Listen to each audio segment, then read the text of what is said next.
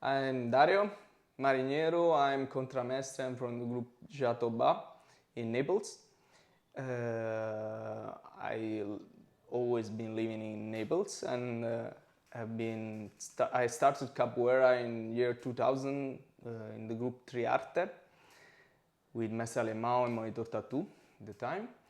And then we split up with Mestre Alemão, things that happened. And another time in 2022 we became group Jatobá with Professor Troada and Professor Walzer, and we are the older one, the more experienced capoeirista in the group. So we kind of give the direction to the group.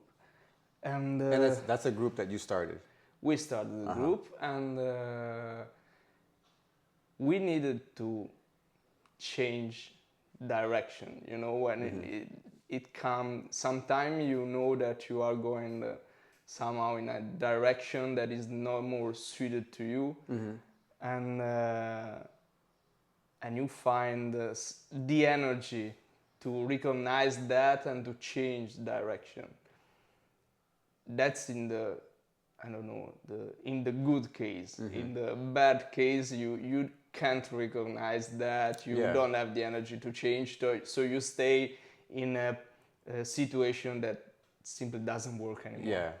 Do you find that, it's probably one of those things that exists, it's so common in capoeira.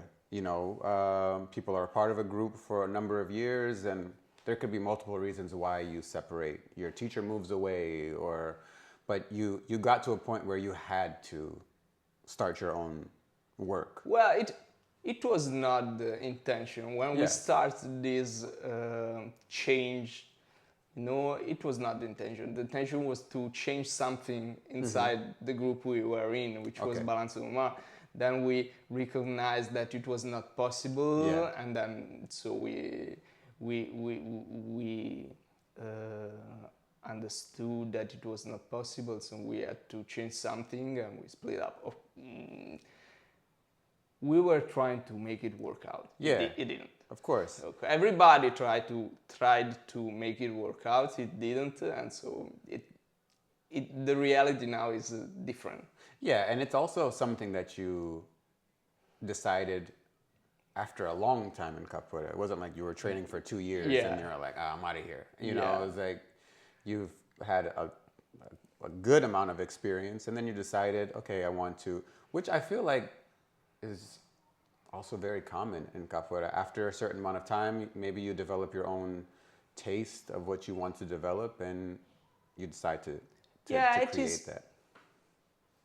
It is not even always like that. It is simply that when you lead a group, there are things that you simply cannot see because you are in that position. So you have the people near you which have to make their influence count on the situation. Okay. So that, because they know something that you don't know. Always, it always happens. It is always like that. And so every voice gives you a piece of the real situation, which maybe is different than you thought it was. Yeah. Yeah. And so everybody's perspective is different. Exactly. Yeah. And so so things should, in an ideal world, in an ideal social structure, someone which is leading should feed its view with the opinions and the voices of the people who are around him and which he leads.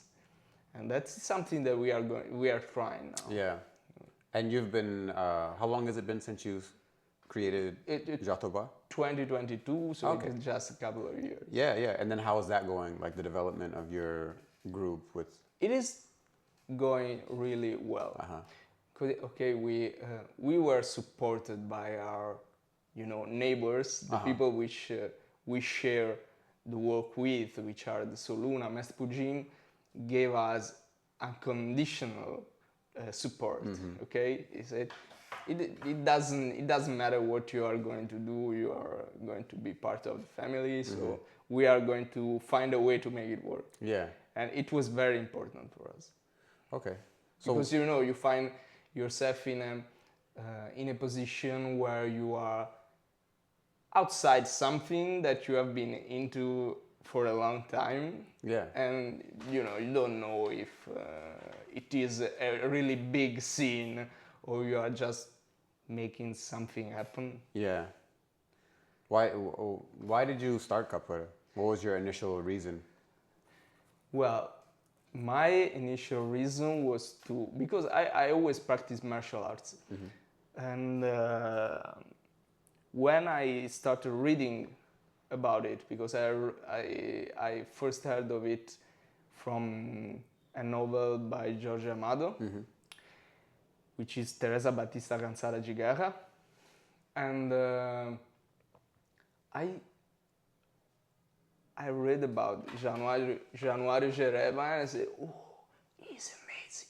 He looked like some funky and chilling and superhero, And I said, I want to try that, to do that thing that Wait, just from reading? Just from reading.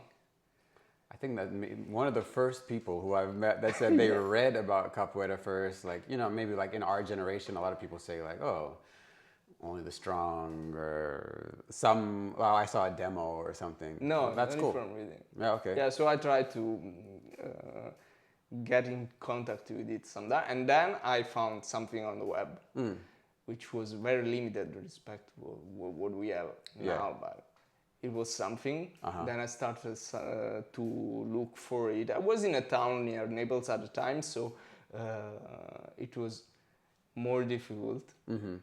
And but one of my friends went to a concert and found some Soluna people who were doing some Roda. That was here already? In Rome. Oh, in Rome, okay. Because Mestre Pudim was there. Yeah. Already, okay. And was he the first Mestre here in Italy? No, it wasn't. Okay. I don't really know the timelines, but no, you don't have to say them. Yeah. I don't want to get sorry. I don't want to get in trouble. No, but okay, from Soluna got time, Mestre Cezinha, which was Pudim's Mestre, which came before Pudim came here. But Mestre Pudim has been here for like 30 years. 30 years, I think a couple of years ago. Okay. And so he came back with this phone number, which was Tattoo's phone number, and said he does capoeira, he's from Naples. And so we had the first contact. I remember the time when I was for the first time in his house. Oh, okay. Okay, with this friend of mine. And he said something like, we are going to start this, and but it should be something serious. And I said, sounds like some kind of old religion. Like, yes, exactly. You had to get a phone number. You had to like sneak into. Like, some kind of adventure. Yeah. That's cool. Wow, so different.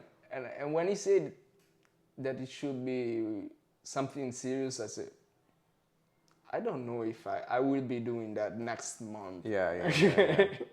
And now it is 25 years later. Yeah.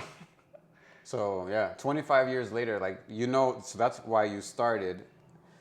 And in 25 years, there's a million reasons why you continue, but like now, what do you think is some of the reasons why you continue? Because it's not normal to do something for so long. Like average people do things for a few years and they stop. So what is it now that drives you to continue? There is I really like it. Yeah, I mean that's a great answer. I really like it. I wasn't looking for any crazy profound. I was like, that's enough. I really like it, and but I have to remember that often because sometimes I say, I'm too tired, and I'm fed up of people or something. Yeah. But when I go there and start, and the people start to give energy to what we do, the training and the rodas. Whoa! It was last roda in Pomigliano. Yeah. Oh, it was so nice. It was. We started and we were 5 or 6, and me and Valzer start to sing, and and as soon as I blinked my eyes, everybody was around and we were playing. It was wonderful. It's really, I mean, it's really magical. Like it's even the times when I'm like, oh, maybe I should take a break or whatever, and then you go to a hall, and you're like, God, it's amazing. Really, like just the different emotions. I even for me, it's like just the ability to keep you present. So. Oh well, if you rationalize that, I could give you a lecture about that. Yeah, But yeah, it yeah. is as simple as that. Yeah. You notice that you are there in that moment, that there are people around you, that you share something that is relevant to your lives, and that you do something that humans have been doing for thousands of years together, and that's something good. The community part is, I think that's a huge part for a lot of people why they would continue. I mean, it's even one of the reasons why I was like, oh, when I came to your event last year and I was like, oh, this seems like an interesting place to stay and it's a nice community of people here that I'd like to be around. So it gives you gave me more motivation to stay. No, it's simply put, it's enjoyable. Yeah. What have there ever been what are some of the big challenges that you faced in this time? Like, have there ever been like crazy injuries or drama that made you think about stopping? Well, let's do that. The problems that happen and the problems that you make up. Yeah. So I have 2 hip replacements. Okay. And it was really challenging for me to go through that time. There was pain, there was surgery, and there was this uncertainty and you didn't know how you would come back, if you will come back, if you would enjoy doing that the same way you did before. If also there was also the status thing, because you used to do some things. Who knows if you would be able to do that? And so it was really challenging. I also have another job, so I could keep to my income, so I could keep sustaining me and my family. When did that happen, the hip replacement? Oh, a lot of time ago. I was 30 about in the second hip replacement, so I did 15 years. Yeah. I mean, you're moving incredibly well. Quite well. Yeah, like... So, but there are also, and here we come at the problems you make up by yourself. It is also that, now sometimes I feel like I will do something. When you feel this need to check the things. I did this, I did this, and it feels like something is lost. But I like what? Like the moves, like the way of doing that, like the ability to reach something, that. But it has a lot to do with energy, with how I am in that moment, and it makes me more vulnerable to this kind of chatting in my ears. Like we had this in the last Fighting Monkey. We are in last Fighting Monkey intensive. We had Marta Frinzilla, which is a Greek singer, which came to give class for some afternoons. Can you explain what Fighting Monkey is for people who don't know, briefly? Fighting Monkey is a practice which has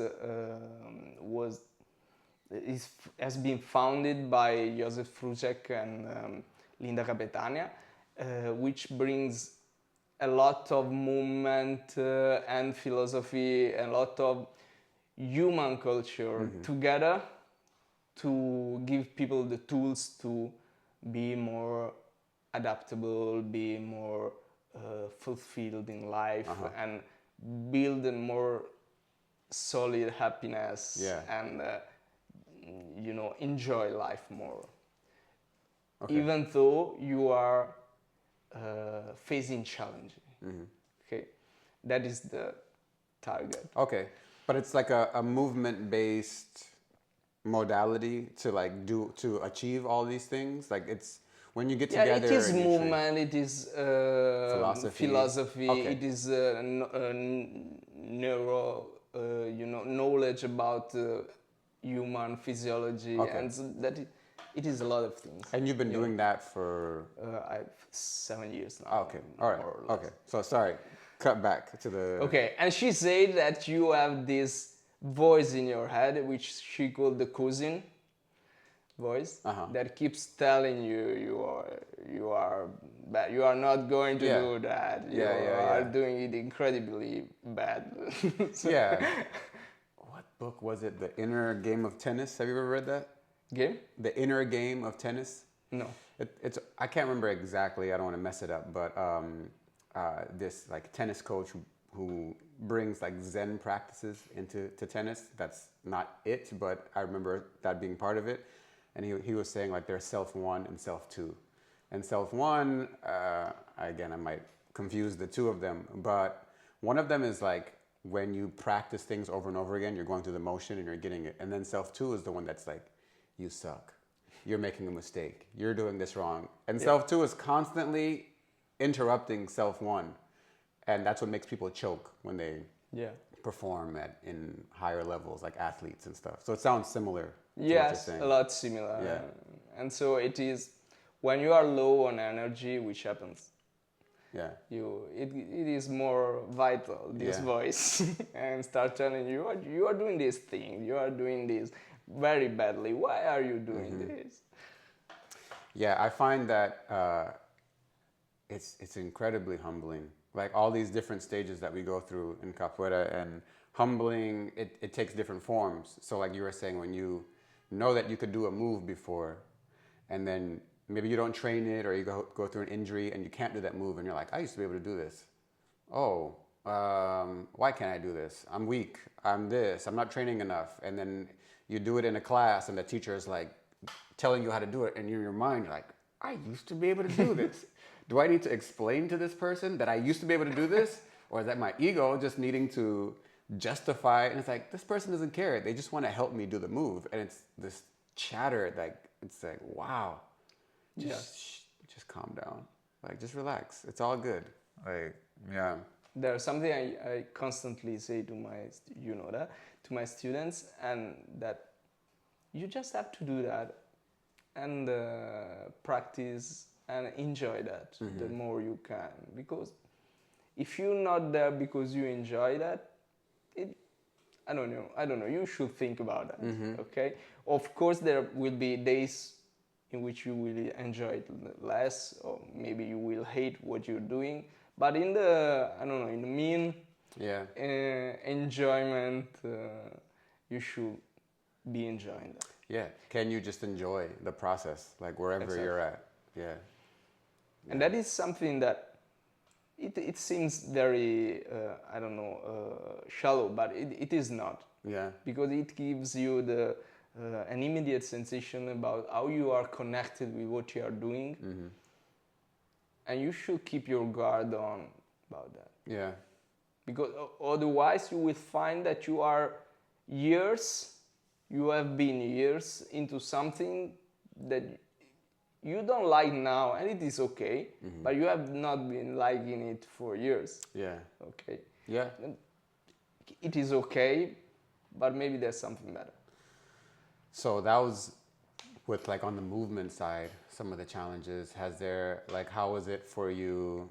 I know everybody has a different experience, but being non-Brazilian, being in this community that is, I don't know exactly how it is here in Italy, but there's like this kind of level of authenticity that comes with being Brazilian, teaching capoeira. I think that could do with anything, being Chinese, teaching Kung Fu. Not to say that, both of us are not Brazilian. So have you faced, or what were some of the challenges, if any, that you faced in that? I think that we have to be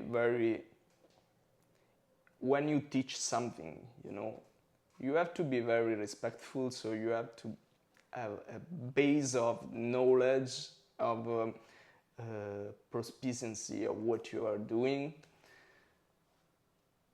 and the understanding of the course, the core principles of what you are doing. And that is a challenge for someone which is now grown up being influenced by all the influences which are in the art. But it can also lead to something which is you sort of negate your identity. Yeah. And that is something that is completely outside of what capoeira is. And so it is challenging. Yeah. But for me, there has been a moment in which I understood that I could keep the two things work very well together. Yeah. And so I started to worry less about, demonstrating that I am good or that I have knowledge about the art and the history and that. It needs a good environment. Yeah. It needs a good environment because you have to feel safe about that. Yeah. You make mistake. Everyone does mistake. I do mistakes in what I mistake myths for truth. Yeah. And but that is part of the learning process. So you have to feel in peace with that and keep your respect for the art and for the people who helped giving you this enjoyable thing. Yeah. And this very profound thing. But also be yourself. Yeah, I think there has to be a point. I mean, the things that you're saying, I agree with, and I think it just takes time to get to that point because I think we pass through a phase of wanting to prove ourselves, which is a normal part of capoeira. And then I think you get to a point, well, I can't speak for everyone, but for myself, you get to the point where you're just like, why do I have to prove myself to anyone anymore? You know, especially if my teacher or my community accepts me. It doesn't mean that I do everything perfectly. And capoeira is so different for every single person. But yeah, I can see when there are students who have that kind of like chip on their shoulder, and it makes me remember that. And it's like, okay, well, it's part of your process, and hopefully you will let this go. Otherwise, it will just continue to eat you. And I think if you don't acknowledge what you're bringing to the art, you're always going to be copying. It's not going to be a full expression of yourself. And capoeira is always changing and adapting to every single environment that it's in. And so how do you feel like with the community here in Italy in general? Like we're in the south, in Naples, and I know there's I don't know, 5-6 groups in the city, but in Rome there's many more. Italy seems to have like a strong it has a good community. scene, a strong capoeira scene. I have my environment, which is the one which supported me through the years, and we try to give energy and support to each other, and we kind of grew up together. You know how it feels. You know, and it's kind of a bigger group, which is made of people from different groups. Yeah. But yeah, I think simply are together. You want to be with your friends. Yeah, exactly. Yeah. We were in Palermo last month, a couple of weeks ago, and we felt that there was a great energy. It was because of the group there, but it was also because there were 5 or 6 guests which really mixed well together. Yeah. It was me, Velio, Agua Viva, and we were Parafuso, and we were just... It's chemistry. It's like if you put the right ingredients together, you can have the best meal. But if you put too much or you just put some random thing, it can just potentially derail the whole thing. Yes. So have you seen you've traveled a good amount in different places. Have you seen capoeira being so different in other parts of the world or Europe, or do you just notice more similarities? There is. I've been lately. I've been in the Netherlands a lot because there is Prisco, which is a professor from Soluna, very Super good cool. friend of mine. Yes, Man. he is. Yeah, you knew. Yeah, you like got I to met know him and I was like, this guy is like one of the coolest people I met. Yeah. Yeah, and there is some, it is different. It looks different. Yeah. Capoeira is adapting to the locals. Yeah. And so you cannot say that, I don't know, Swedish people and Netherlanders and Germans are the same that the Italians are. Yeah. But more or less it is the same. It is built around community. It is just something that people do together to feel more human. We had a small course in history of capoeira with Master Luis Renato last year, and the one quote that I love the most from the course is that capoeira, the one thing that has been constant in capoeira history is its diversity. In any moment you found capoeira played different. It also meant different things for people. Yeah. Yeah. And that's something that we should just make peace with. That we cannot say capoeira is like that, or it is what I like. Yeah. But it's just I put myself into that circle like this. Okay, some people will love to be dressed in a uniform. Some people will hate that. Some people will love to be hit or be taken down, and some people not.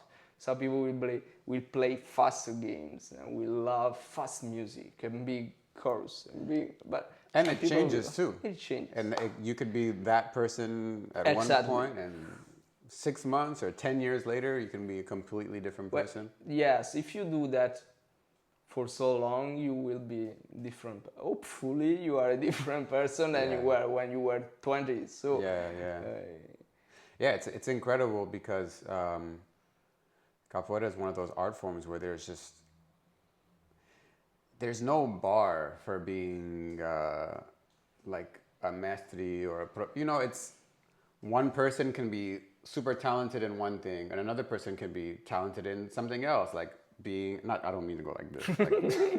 I don't mean they're worse, but like the talents can vary. It's not like everybody has the same skill sets to be a maestri or a teacher. And so I think it's very hard to say, I mean, you can, if you want to, like, if you're raised in capoeira in a very specific way, and that's what capoeira is for you, great. That's what it is. But to say that all capoeira is like this one, this person is not a good capoeirista, and it's like, by what standard? Like, what are you basing that off of? I don't know. You are basing on the standards that you put on yourself so that you can see that you are good, or maybe on the standards that someone else gave you, and that is also dangerous. No, you cannot be someone. You cannot be in the Hoda someone that someone else thinks you should be. And of course, I started doing capoeira when I was an adult. I was 19, I don't know.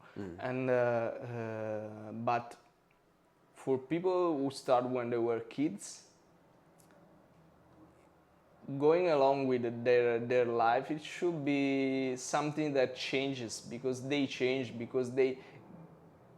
When I have sons, okay, when you have them, you have to give them some direction, but you should also accept them to adjust that direction based on who they are, or else you are doing no favor to them. You are putting them into I don't know, a line, and giving, I don't know, making them prisoner of what you think they should be. It is really, I don't know, it's cruel, and it has you have no reason to behave like that. So do you think... Only if you want to keep them in a direction where they will always see you as bigger or better or more valuable than they are, so that you can keep being at top. That do you think having kids, I mean, it must have, but like, how do you think you thought this way as a teacher before, like this, what you're talking about now, or was it having kids that made you change your perception of like, oh, basically how have you changed as a teacher? Did you think this way teaching your classes 10 years ago? 10 years ago, I had... 15 years ago, before your oldest son was born. I don't know. Having children has made me think more about this kind of things. And I was totally different. Yeah, of course. You were 15 years ago, it was a long time ago. So I thought different, and maybe I thought I should do what people expected from me, or what my teacher expected from me, and expected my students to do that too. But I don't think like that anymore. Yeah, I mean, because there is also I remember this thing when we were, I don't know, where Davide was a baby, and I thought I should behave in the Roda in a way so that when he will come to that time that will always point my fingers on me, he cannot say, you were doing that in the Roda, I saw that you were behaving like that, why, you know? Yeah. And so it was really a big moment for me. It made you grow up, kind of. Yes, a lot. Or I don't know if that's mature. No, like you wanted to be a better person for your kids. Yes. Yeah. Yeah. Because I knew it would be, I don't know, I can't find the word now, but inquisitive, Yeah. And because I've always been like that, so I would suppose it would be like that, and that you will ask me, but I remember that you were doing this and that, and now you are telling me you're exactly. telling me to be this way, but you weren't leading by example, essentially. Yeah, I'm sure kids will, because kids are very honest. They'll call you out in a second, Yeah. And do you have any like future goals with Capoeira, like as to where you see it going now, like? For you, for your group? I always tell, like a joke to my students, that I speak about when I will not be here, you will remember, that's some kind of goal, to be more a spectator in the life of the group, and see and make my part, but being less in the center of it. It is, I feel, maybe I am wrong and it's just pure vanity, but I feel like I have to do this now. I have the energy to do that, I like to do that. But I would like to see this tree grow by itself, and someone put in some water, someone picking the fruit. Yeah. I mean, that doesn't sound vain to me. It's like, I guess it's also what we think about a leader is, and so I think before, it's kind of like what is demonstrated to us. And you're like, okay, well, that's what, especially when we're younger, and you're like, this is what a leader is, so maybe this is the direction that I'm going in. And then people start doing stuff and you're like, I don't like that. I don't want to be that way. And then you start kind of carving your own path, and it's like, okay, well, what kind of leader do I want to be? Do I want to be the type that's like has to dictate? And if that's what you want to be, that's cool. It's not my place to say you're wrong. And if people around you like that. I feel like it's very interesting in capoeira, and again, this is my opinion, but like it's this. I think people get attracted to the groups that fulfills something inside of them, and so capoeira being like such a big part of it being about freedom and liberation. It's interesting to see the groups where the teachers are very like on top of their students and like controlling them. In my opinion, what I see, it's like, you can't do this, you can't do that. But those groups seem to be doing well too, you know, like, so maybe the people in that group, there's something about that they need in their life for a certain amount of time. And it's very interesting to me, because if my teacher was like that, I don't think I would have lasted, even if I was young, you know, when I started. So I think it's just like, I think we share this idea of like, what kind of leaders do we want to be? It's not that I think it's a leader that wants to empower other people to be leaders, and almost to the point where you're like, everybody is like, feels like we're just doing it ourselves. It's not like you telling me every single thing that I need to do, and you can enjoy it. Like, exactly. For me, the goal was like, I want to just come to the roda and like, everything is ready and sounding good, obviously to my liking, but you know, that would be nice.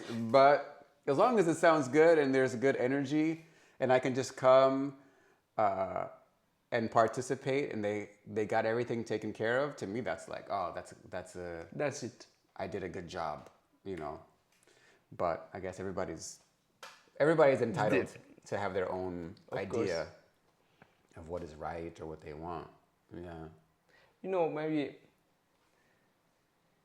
capoeira is so big, it's so diverse, that sometimes people feel it is good, but they need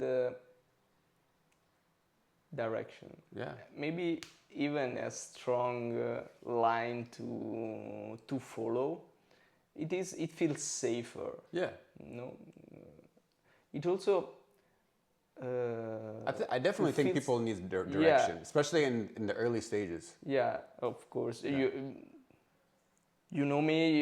You know that I'm not the kind of teacher who tells you, okay, whatever. Yeah. But I think it's probably scarier for students, or it's like, yes, exactly. That's what like, I come was here, saying. you're just starting, and you're like, yeah, just do whatever, feel it. And, feel what? I don't even. Everybody's just doing these crazy movements. I don't know what to do. Yeah, exactly. But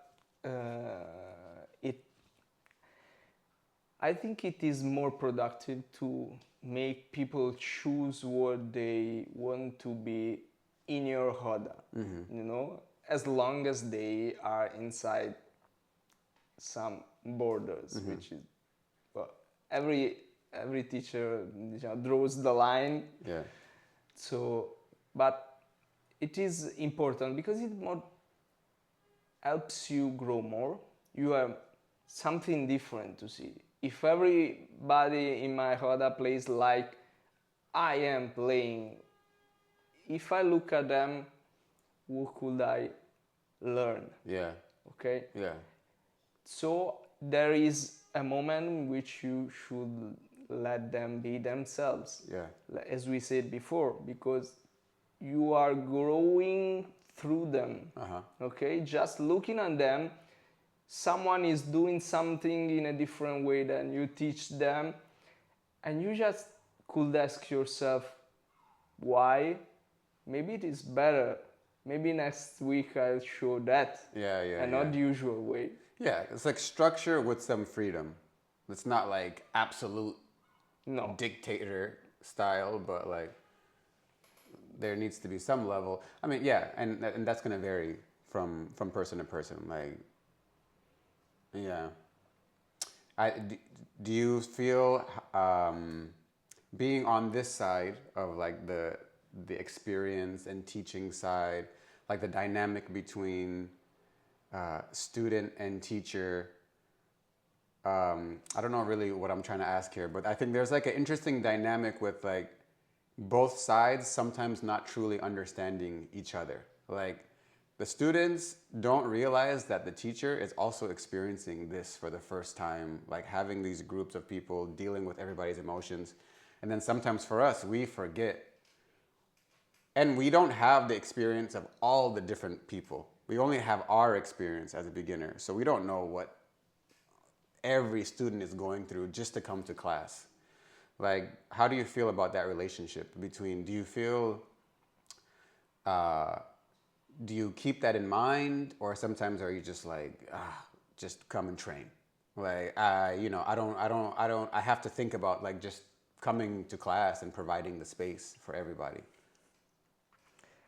I think that the most important thing we do is give people, it sounds cheesy, but it is giving them a safe environment. Oh, that's not cheesy. In which they can experience something through which we are leading them. Mm-hmm. But they have to know that they can make mistakes, they can speak up if they have doubt, if they can tell me. There are polite ways to do that, yeah.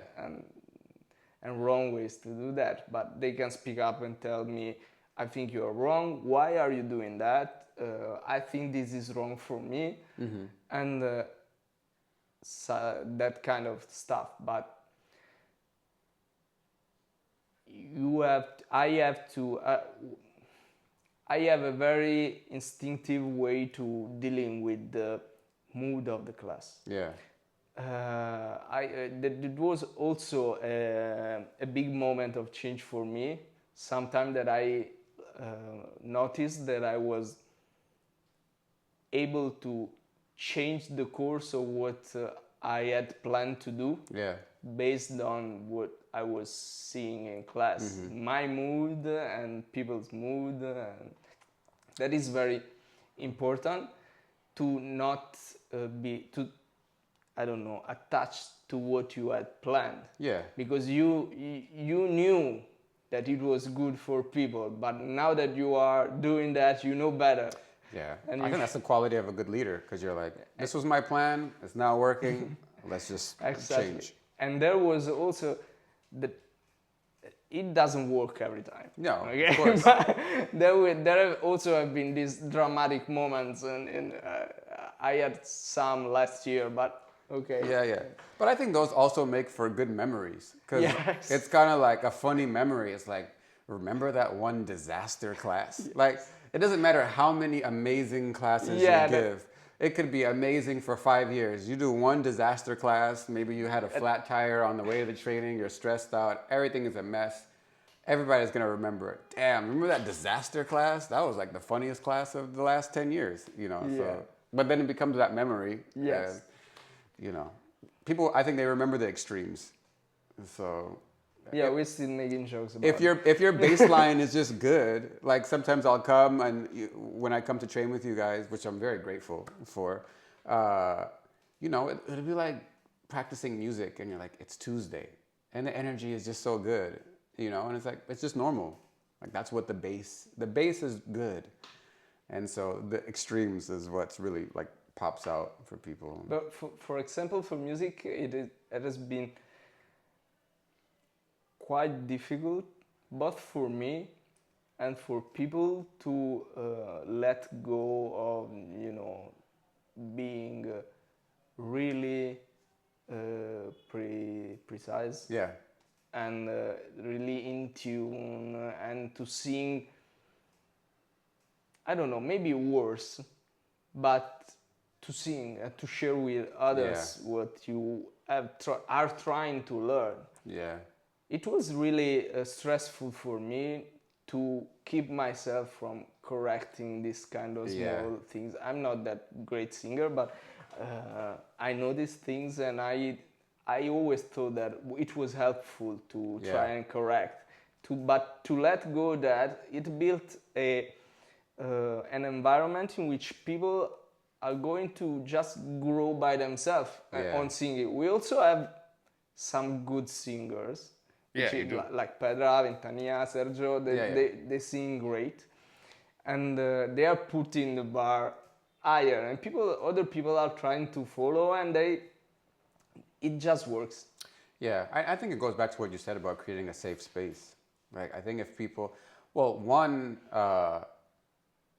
singing in front of people, you have to be so vulnerable to do that. And I think it's hard for people in general. And then when we put the extra pressure on, like, you make a mistake, I'm staring at you. You know, like, I mean, it's like the worst thing that can happen. Yeah, exactly. But on our side, it just calls your attention, you know, if a mistake happens.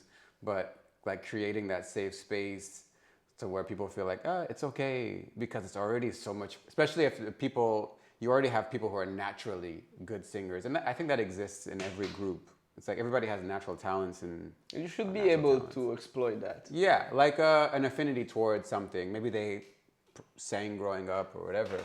And yeah, that could be their thing that could help other people raise the bar. But yeah, you know, like that safe space, I think, is safe. I like, for me, I like to try to make it fun. But I wasn't always like that because I wasn't raised like that in capoeira, you know. But I think our teachers weren't raised like that. So it's not like, oh, it's because of them. It's like, it's just people teach what they know until somebody's like, oh, I want to change this a bit. And I think that's what us adding our own selves into it instead of just copying what we learn. It's like eventually we have to add our opinion, our philosophy. Yeah, I know.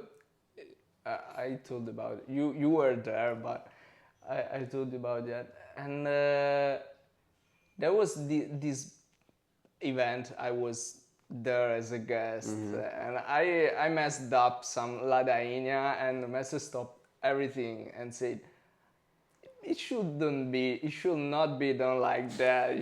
I never heard like that. Okay. Okay. After that, I said, yeah, yeah, exactly. I just want to say, exactly. You were wrong. Yeah. Cool. Like Thank that. you.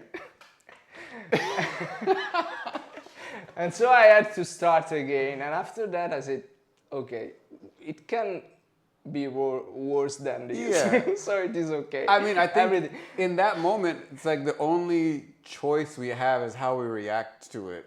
And it's just like, you could either completely fold and feel terrible, or you could be like, I never had that happen before. Like, that's one of those moments that you're saying, like the class, where it's just like, I will always remember when the master said, I just want to say that was wrong. Cool. Let's get this. It sounds like a hilarious moment if you can take it that way. Yeah, exactly. You know, or it could be the thing that makes somebody quit, you know, like maybe to like a beginner who's like the first time they're singing, and you're just like, they're like, oh my God, I will never want to do that again. So I guess it just depends on the person. But that's a funny story, man. Like, that's hilarious. Yeah.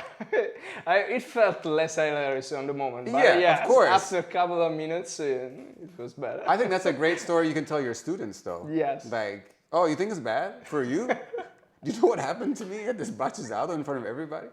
Like, it's not that bad. It's okay. As long as you're not doing that to them. Like, I mean, well, you do whatever you want. I try not to do that. That sounds like a sketch that I'm going to make. Like, that sounds so funny. Oh, my God.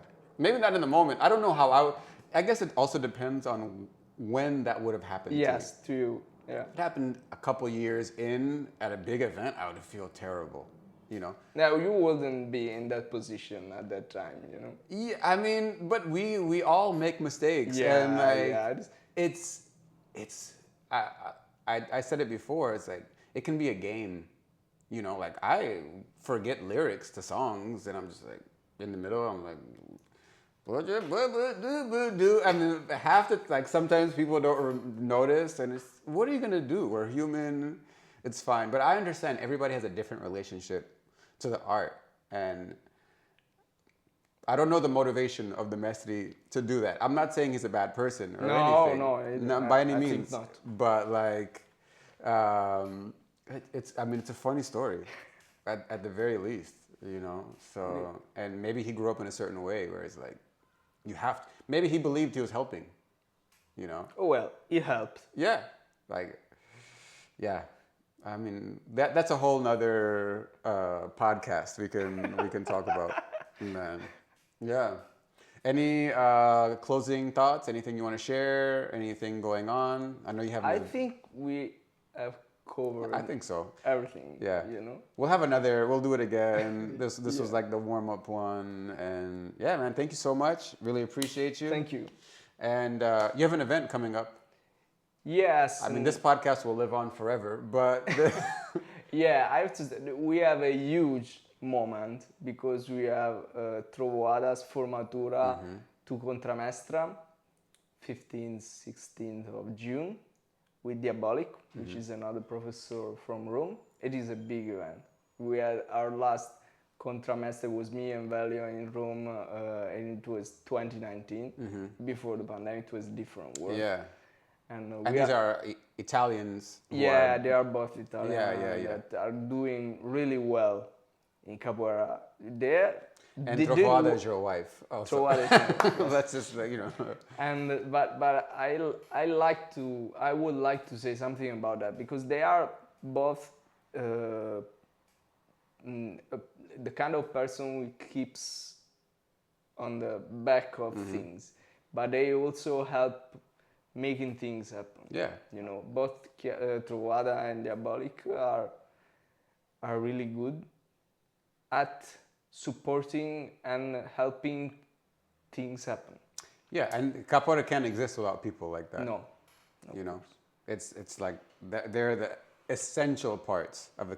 Aside from being good capoeiristas and. That is, I don't know. It is not my judgment. It is Pujim and the environment judgment. Yeah. Because we are all making, a party about that. We are all happy about that. I think it is enough recognition. I don't have to say that. No, of course. Good, but I like to make people understand that you don't have to be the star to make a good job. Yeah. And to give your energy to Capoeira, Italian Capoeira world. Yeah, I'm just saying, like, obviously you don't have to say that, but even for me, as someone who's come into this community more recently, who I can really appreciate them with their music and their game and everything, like, to me, I wouldn't know that they're doing the stuff in the background. Like, I don't know, like, all I see is how they are present in the Hada and how they are with the students, and I'm like, oh, I'm impressed by them.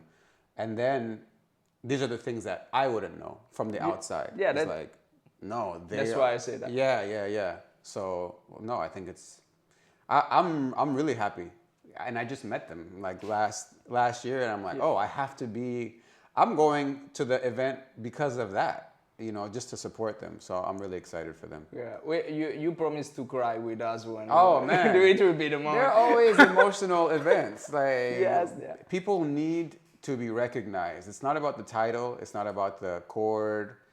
But I think when you do something for so long and the recognition from your community, it is something that's emotional. It's you see the from the young to the toughest person, biggest muscles, completely break down in tears at formaturas, like, because it's so emotional, and I think it's a beautiful, vulnerable thing. Yes. So that's great. And then we are going to have our event in late September, but there is a lot of time. Okay, cool. All right, again, thank you so much, bro. Thank you. All right.